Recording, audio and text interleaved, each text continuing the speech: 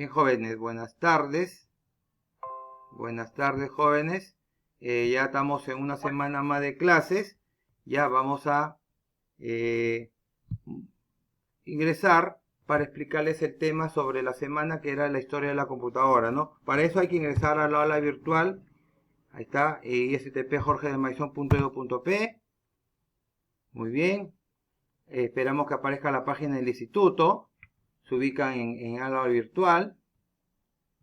Ya está. Luego se van a acceder. ¿Está? Y ustedes cada uno tiene su usuario y su contraseña. Ahí, bueno, yo también tengo mi usuario con mi contraseña como docente. Accedo. Ustedes van a tener también su usuario y contraseña como alumnos. Y en el área personal, aquí, bueno, aquí, por ejemplo acá, en este botoncito, se van a ubicar en el curso de mantenimiento de equipo de cómputo. ¿Ya? Y ahí van a tener, ya estamos en el curso, y el curso está organizado por semana. Por ejemplo, está la presentación del curso. Ahí tienen algunos avisos importantes que ustedes pueden ir leyendo. Recomiendo que lo lean pues al menos una vez a la semana, que son las clases que tenemos, para poder ver qué indicaciones les puedo dar. Y aquí está la semana que hemos estado viéndolo desde el día lunes, que hemos estado tratando esos temas, ¿no? Ya hemos visto que todas las semanas tienen esta misma estructura, tienen el propósito, tienen el contenido, tienen los recursos, tienen las actividades, ¿no? El propósito es lo que queremos lograr en toda esta semana. Los contenidos vamos a hablar sobre la introducción al mantenimiento de equipo de cómputo, sobre la historia de la computadora. En recursos son los materiales que yo les voy a entregar a ustedes para que puedan reforzar sus aprendizajes. ¿Alguien más quiere ingresar? A ver. Muy bien, ya lo aceptamos. ¿Ya? Por ejemplo, yo les estoy dejando el archivo PDF. Ya también les he compartido en el WhatsApp para que también lo puedan abrir.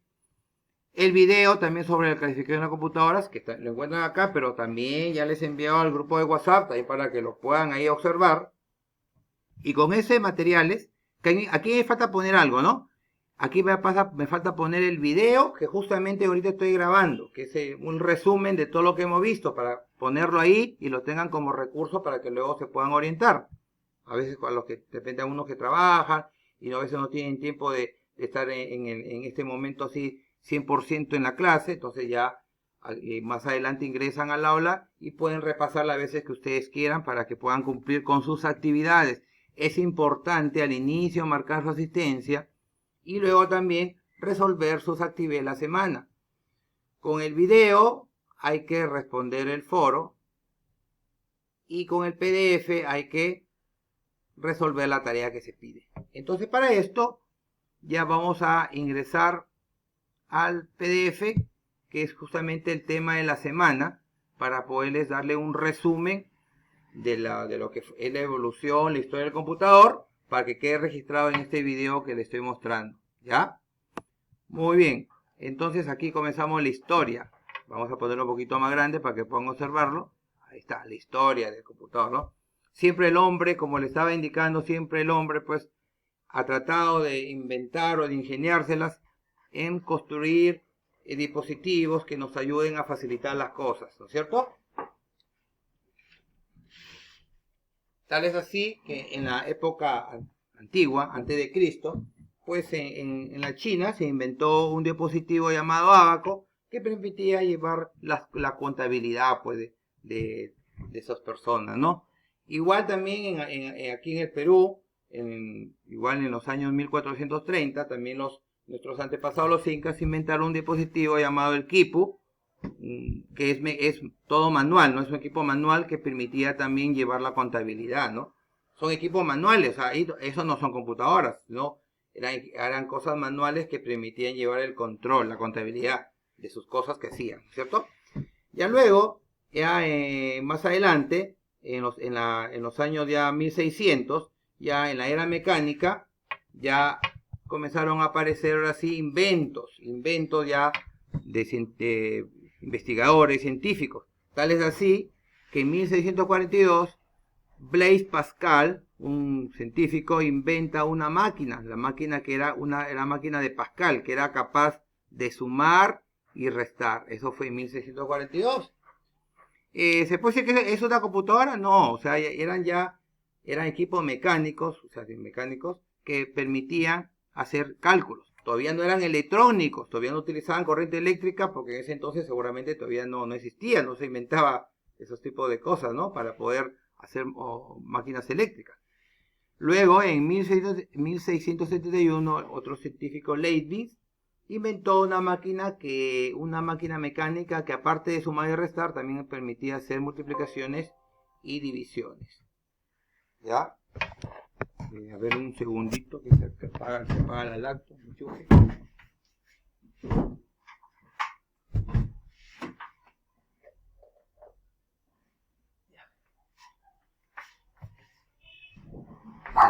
Parece que no hay luz acá. Si creo que se cortó la luz. Bueno, hasta donde es la batería. Tenemos 20 minutos. Luego ya en 1822, Charles Babbage inventa una primera máquina que permitía resolver ecuaciones, ¿no? Ecuaciones como ustedes las saben de matemáticas, de secundaria, ¿no? Luego en 1833, también Charles Babbage inventa una máquina analítica que ya prácticamente tiene la misma arquitectura, que la vamos a ver la próxima semana, cuál es la arquitectura de la computadora, referente a lo que eran las computadoras en la actualidad. Charles Babbage ya inventa ese dispositivo, pero que todavía no era una computadora como la conocemos ahora, sino que ya más o menos tenía esa arquitectura, ¿no? Que tenía su dispositivo de entrada, de salida, memoria, unidad de control y la unidad aritmética lógica. Ya más o menos ya Babbage tenía la idea futurista de cómo debería ser una computadora actual, pero seguramente estaba muy adelantado a su época y en ese momento no tenía pues los insumos necesarios para construirla, ¿no? Pero ya estableció ya el inicio de cómo debe ser la arquitectura de un computador, que ya luego la otra semana la vamos a ver la arquitectura que tiene un computador.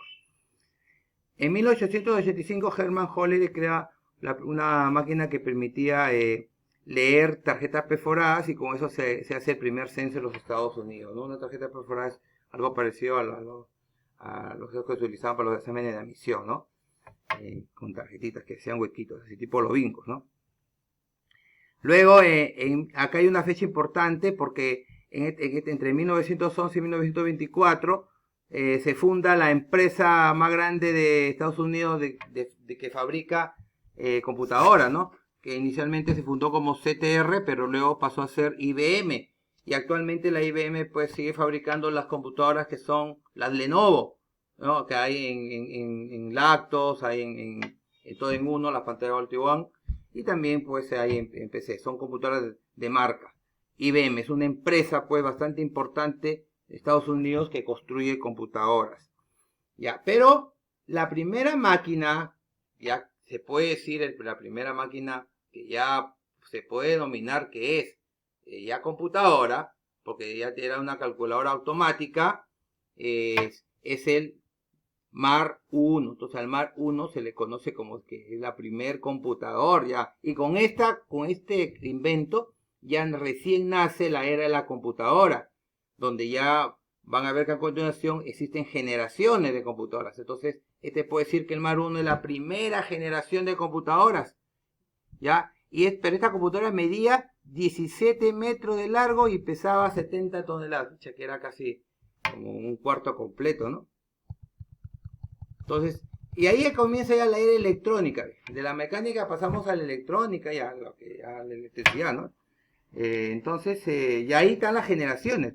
Generaciones de computadoras, primera, segunda, tercera, cuarta, quinta generación. Seguramente van a seguir apareciendo más generaciones conforme la tecnología avance.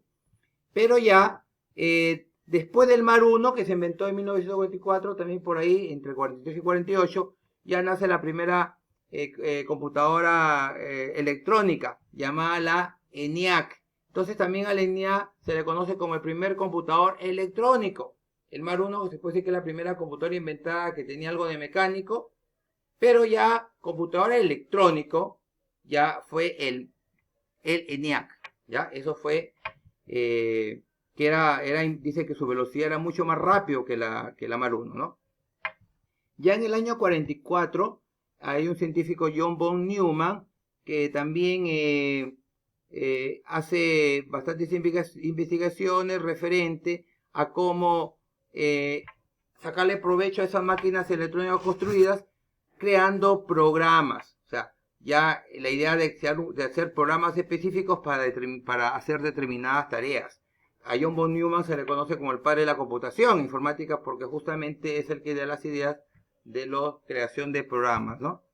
Ya, luego ya hay una computadora ECBAC, que fue ya esa computadora que comenzó a trabajar ya con programas almacenados ya, en memoria, así parecidos a lo que son en la actualidad, ¿no? Pero de luego que en la actualidad es mucho inmensamente superior a esas máquinas de 1945, de 50. En el año 51 hay una computadora llamada UNIVAC que ya comienza a grabar información en cintas magnéticas. Las cintas magnéticas son como unos rollos, así como esas de cinta de películas, unos rollos donde se guardaba toda la información. En la actualidad todavía hay ciertas computadoras que graban en cintas magnéticas. Pero de luego que ya las computadoras actuales ya pues se utilizan los famosos discos duros, ¿no? Que ya, por ejemplo, en los años 55 se comienza a utilizar ya los discos duros, aparecen los primeros discos duros. Ahí tenemos algunos, ahí pueden ver que tenemos la UNIVAC 2, el MANIAC 2 y MANIAC 1. Son computadoras que ya utilizaban discos duros. Ese fue en el año 55. Luego ya aparece pero acá hay algo importante de la primera generación. La primera generación, ojo, eso sí graben, palabra clave. El dispositivo principal que permiten hacer los cálculos en una computadora, en la actualidad, es el microprocesador, ¿no? Es el cerebro del computador. Pero en la primera generación, ese dispositivo que permitía hacer los cálculos son los tubos de vacío, tubos de vacío, ¿ya? Ese es el principal dispositivo, los tubos de vacío. En la segunda generación, el dispositivo principal que hace los cálculos son los transistores. Los transistores ya unen las válvulas de vacío. Las válvulas de vacío que utilizaban la primera generación son unidas varias válvulas y en lugar de tener varias válvulas se crea el transistor. Y al crear un transistor las computadoras cambian de tamaño. Entonces, primera generación, el que permite hacer los cálculos son las válvulas de vacío y en la segunda generación son los transistores, ¿ya? En la tercera generación, el que permite hacer todos esos cálculos ya son los circuitos integrados. Los circuitos integrados agrupan varios transistores de tal manera que al agrupar varios transistores la computadora también se reduce de tamaño. Y al reducir de tamaño ya se vuelven un poquito más comerciales porque inicialmente era carísimo tener una computadora porque era demasiado grande, demasiado costosa. Una de ellas fue la IBM 370, ¿ya? En la cuarta generación, a los años 70, ya nace o se crea el microprocesador. Ya miren, este más o menos es el primer microprocesador creado, es el 4004. Ese microprocesador ya hace que comienzan a crearse computadoras más pequeñas. Entonces se puede decir que es el inicio de la construcción de las computadoras personales como las conocemos en este momento, ¿sí? Como ya están en la quinta generación. Donde hay su monitor, ahí tenemos acá su gabinete, tenemos su teclado y tenemos su ratón. Entonces, esos son los 4 elementos que son de las computadoras. ¿Por qué se llaman computadoras personales? Porque son de uso personal, son pequeñas. ¿Y por qué son pequeñas?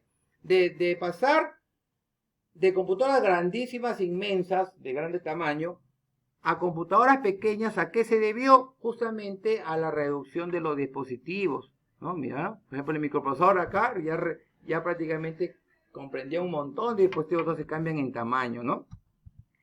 Entonces, más o menos, ya a partir de la quinta generación ya comienzan a crearse computadoras personales, que este es el modelo PC, computadora personal de escritorio, es una PC de escritorio, pero existen otras computadoras también que se uso personal, como por ejemplo las Lacto, por ejemplo tenemos las tablets, y en la actualidad también tenemos ahora los celulares, que es una especie de computador porque ahí se puede hacer todo, ¿de acuerdo? Entonces, eso es, con ese tema que le acabo yo de mostrar, básicamente con este tema yo quiero que ustedes me creen su mapa conceptual, ¿ya? Entonces, a ver, ¿alguna pregunta que tengan, por favor, referente a la historia del computador? Los escucho.